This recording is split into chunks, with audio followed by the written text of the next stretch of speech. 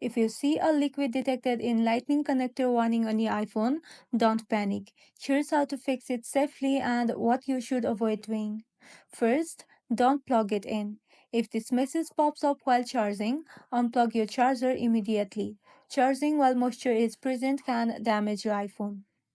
Next, let it dry. Gently tap the iPhone against your hand with the port facing down to remove excess liquid. Then, place your iPhone in a dry, ventilated area for at least 30 minutes to an hour. Don't use a hair dryer or compressed air as it can push moisture deeper into the phone. Avoid putting it in rice. It's not reliable and may leave dust inside.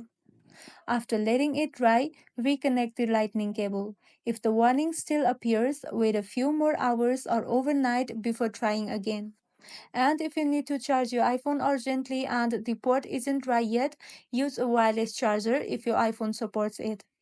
If it's been more than 24 hours and the message won't go away, or if your iPhone won't charge at all, contact Apple support or visit a service center. The port may be damaged. And that's all.